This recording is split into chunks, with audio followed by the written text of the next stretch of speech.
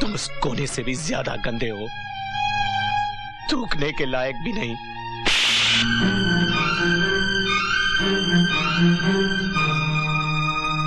आज हमें पहली बार बेटी का बाप होने की सजा मिली है। जब छोटे बड़ों पर हाथ छोड़ देते हैं ना, तो आसमान भी इंतकाम लेने की कसम खा लेता है। चलो बेटी।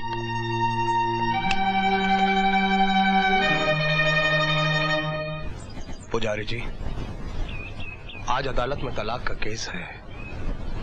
वहां बहुरानी पर जी भरकर कीचड़ उछाला जाएगा। बेचारे शरीफ लोग हैं, उनकी इज्जत की तो।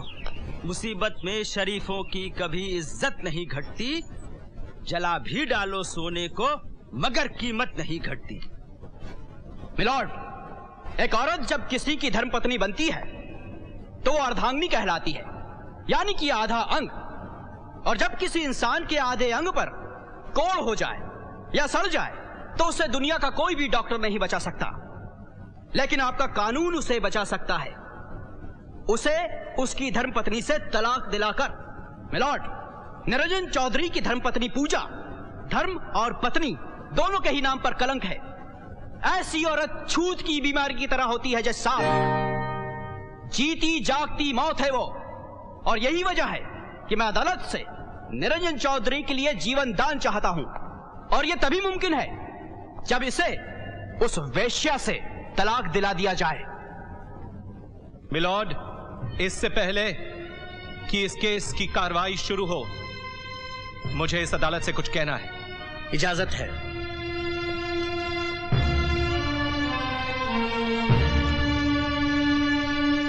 निरंजन चौधरी को पूजा से तलाक चाहिए।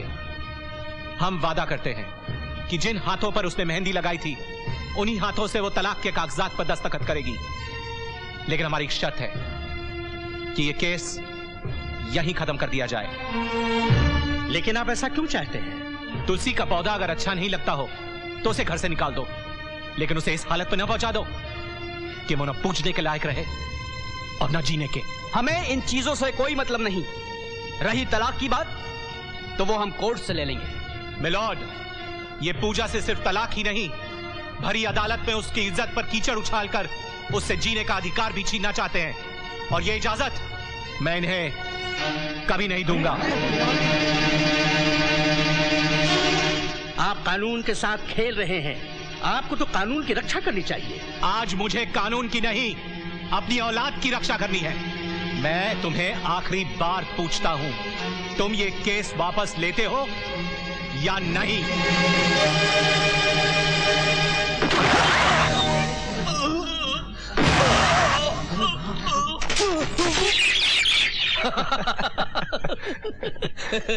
वकील साहब, आप सच कह रहे हैं? बिल्कुल सच। खुद जज साहब इस बात की गवाही देने वाले हैं कि दीवान साहब अदालत की मर्यादा को भंग कर रहे थे और अंकुश चौधरी ने सेल्फ डिफेंस में गोली चलाई, इसलिए चिंता की कोई बात नहीं। अंकुश साहब बाइज्जत रिहा हो जाएंगे। अरे सांप भी मर गया और लाठी भी नहीं टूटी। ये तो सब प्रभु की लीला है। लोग कहते हैं कि मुसीबत कभी अकेले नहीं आती। अब बेचारी पूजा को ही ले लो ना। पहले उसके पेट का बच्चा मरा, फिर उसका तलाक हुआ, और अब बेचारी के पिताजी गुजर गए। ये देखो, ये दुल्हन की साड़ी है। ये रहे दुल्हन के गहने।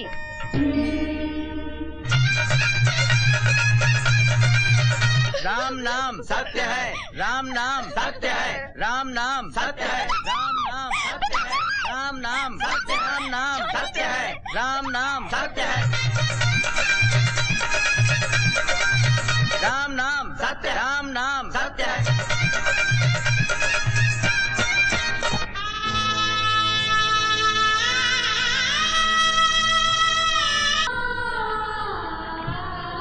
बेटी, अपने वचनों को जरूर निभाना। जो इसे नहीं निभाता ना, वो पाप का भागीदार बन जाता है।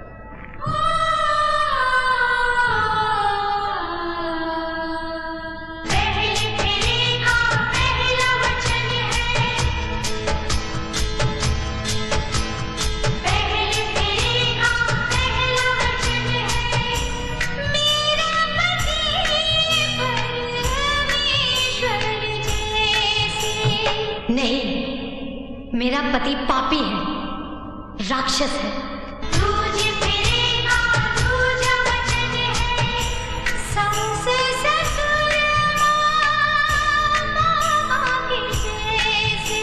मेरे सास ससुर श्राप है, अभिशाप है।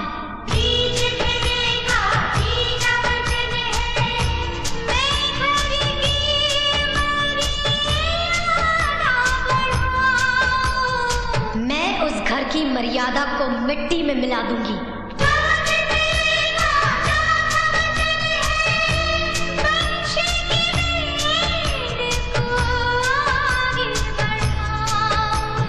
मैं उस घर को बांझ बना दूंगी, जहां अब कोई खुशी जन्म नहीं लेगी।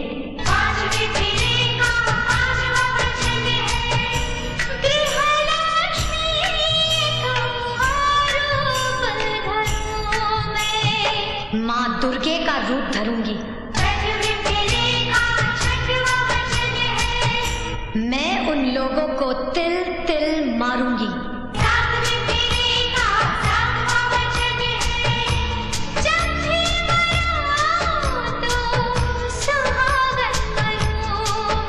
मैं तो मर चुकी हूँ, मैं उनको तबाह बर्बाद कर दूंगी। मुझे 40 किलो लकड़ी चाहिए। अपने लिए? हाँ। छत बनाने के लिए कि जलाने के लिए? जलाने के लिए। हाउ? अपनी चिता जलाने के लिए पहले से ही लकड़ियाँ इकट्ठी कर। अबे ओ, मुंह संभाल के बात कर। अभी मेरी मरने की उम्र नहीं है। अभी 2 साल पहले मेरे बाप ने दूसरी शादी की है। हाउ? फिर तो उनको मुबारकबाद देनी चाहिए। कहाँ मिलेंगे वो? वो अपने बाप से मिलने गए हैं। हाँ, यानी कि उनके बाप भी जिंदा है। लगता है कि पूरे खानदान ने आबे हयात पी रखी है। ये पंडित जी आजकल शादी कराने का धंधा बंद कर दिया क्या? अरे उन कमीनों के चक्कर में तो मैं पिटते पिटते बचा हूँ। क्या? चलो चलो लकड़ी वजन करो।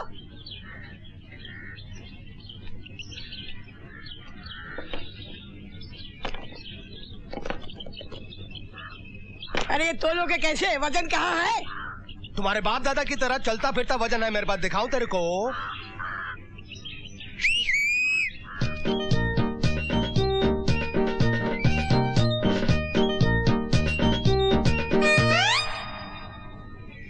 ये बताओ तुम इन्हें वजन की जगह क्यों इस्तेमाल करते हो? ये लोग रात भर जागते रहते हैं। दिन भर काम करेंगे ना तो थककर जल्दी सो जाएंगे, और फिर उसके बाद मेरा सपना पूरा हो जाएगा।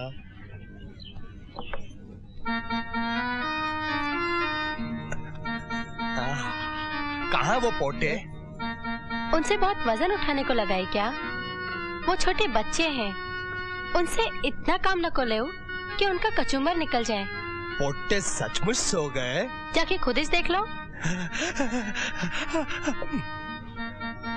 1 मिनट देख कर आता हूँ। सोना नहीं।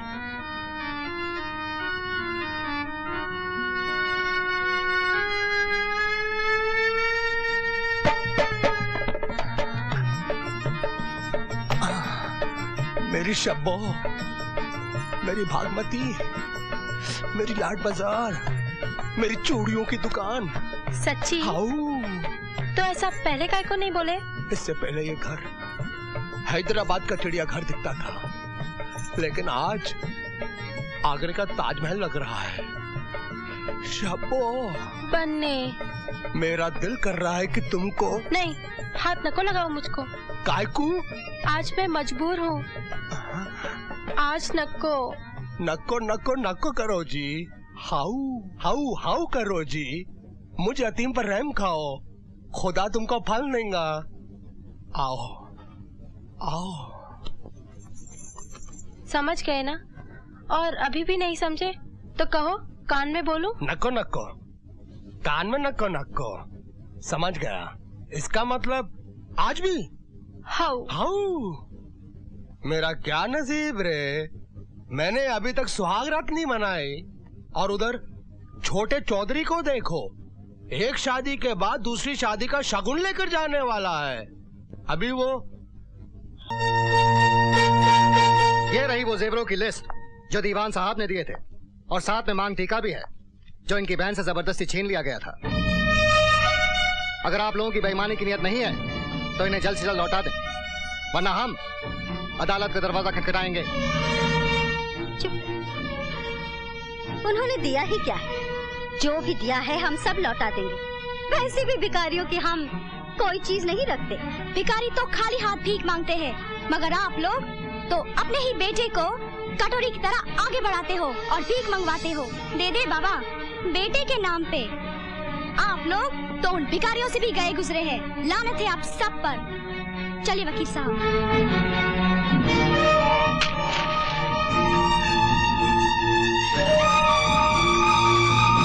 जाते जाते एक बात सुन लो, आज तुम्हारे बाप के मर्डर केस की तारीख है। मैं कोर्ट भी जाऊंगा और वहां से बाइज्जत रिहा भी हो जाऊंगा।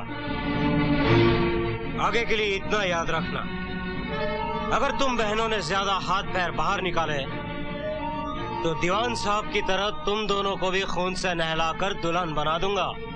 ये द्वार पे खड़े हैं और इन्हें हमने द्वार छिकाई नहीं दी, इसलिए इतना नाराज हो रहे हैं। लीजिए द्वार छिकाई।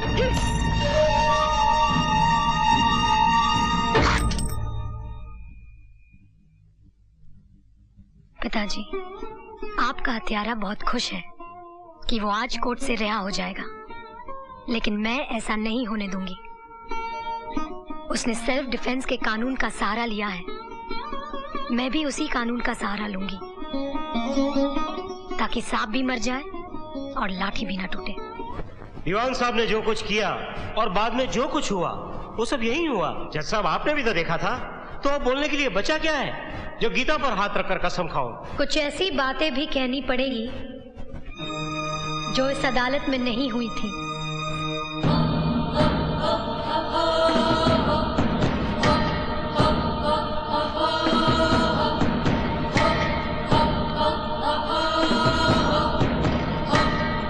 हम ठहरे गरीब लोग, हमारे पास न तो दहेज देने के लिए रुपए हैं और न ही वकील की फीस के लिए, इसलिए मैं खुद ही इस केस की पैरवी कर रही हूँ।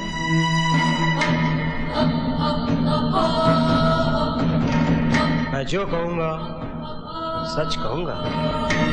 मिस्टर अंकुश, आपको एक वादा करना पड़ेगा कि मैं आपसे जो कुछ भी पूछूंगी आप उसका जवाब बहुत ही शांति से दीजिएगा। शांति से ही जवाब दूंगा। भड़क मत जाइएगा। जी हरगिज नहीं। सुना है आपकी माँ वेश्या थी। मुंह संभाल के बात कर। आपकी माँ वेश्या थी या नहीं? खबरदार मेरी माँ के बारे में कुछ भी बोला तो साली कमीनी। योर ऑनर, मेरे इतना समझाने के बावजूद कि शांति से जवाब दीजिए, जब मैंने इनसे ये कहा कि इनकी माँ वेश्या थी, जो एक सच है, तो ये भड़क उठे। तो बताइए योर ऑनर, मेरे पिता दीवान साहब को उस वक्त गुस्सा क्यों नहीं आता जब उनको वेश्या का बाप कहा जा रहा था, वो भी इस भरी अदालत में, चीख चीख कर सबके सामने। मिस्टर अंकुश, आप रिवॉल्वर अपने पास हमेशा रखते हैं या नहीं? हाँ। योर ऑनर, रिवॉल्वर हमेशा अपने पास अक्सर वो लोग रखा करते हैं जिनके पास बहुत सारी दौलत होती है या शोहरत। दौलत तो आपके पास है नहीं, क्योंकि चरस पीने के लिए पैसे भी आपको ससुराल वालों से भीख में मांगने पड़ते हैं। अब रही शोहरत की बात, तो इतना मैं दावे के साथ कह सकती हूँ कि आधी रात के बाद गली के आवारा कुत्ते आप पर भौंकते जरूर होंगे। आपके पास न तो दौलत है न शोहरत, फिर अपने पास रिवॉल्वर रखने की वजह क्या है? वजह यह है कि आप एक घटिया किस्म के इंसान हैं। आप गुंडे हैं। तू मुझे घटिया इंसान और गुंडा कह रही है? मैंने तो फिर भी कुछ अच्छा कह दिया। आपके ससुराल वाले तो आपको कुछ और ही कहते हैं। क्या कहते हैं वो? आपकी सास आपको नामर्द कहती है। उनका कहना है कि जो मर्द अपनी कमाई से अपनी बीवी बच्चों को पाल न सके वो काहे का मर्द, वो तो नामर्द होता है। क्या आप साबित कर सकते हैं कि आप इस लिहाज से नामर्द नहीं हैं? You shut up! आप उनके झूठन पर पलते हैं, इसलिए आप उस वफादार कुत्ते की तरह हो गए हैं जो मालिकों के कुछ कहने से पहले ही भौंकना शुरू कर देता है। बताइए, दीवान साहब ने आपसे कुछ कहा था? नहीं। चौधरी खानदान ने आपसे कुछ करने के लिए कहा था? नहीं। तो फिर आपने गोली क्यों चलाई? जो अपनी जिंदगी अपनी खुशी से झूठन और उतरन के सहारे गुजारता हो, वो हर रात बिकने वाली उन बाजारू औरतों से भी ज्यादा गंदा और घिनौना होता है। बहुत बोली, अब आगे बोली ना तो। बस रहने दीजिए, मुझे मत डराइए। मुझे मालूम है कि दुनिया में ऐसी कोई दवा नहीं बनी है जो आप जैसे नामर्द को मर्द बना सके। हरामजादी, मैं तुझे। ये अदालत है, यहाँ किसी को धमकी देना अदालत की मर्यादा के खिलाफ। अदालत की मर्यादा की ऐसी की तैसी, तेरी तो।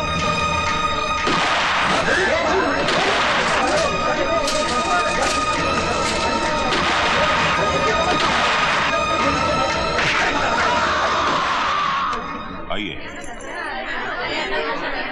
आइए।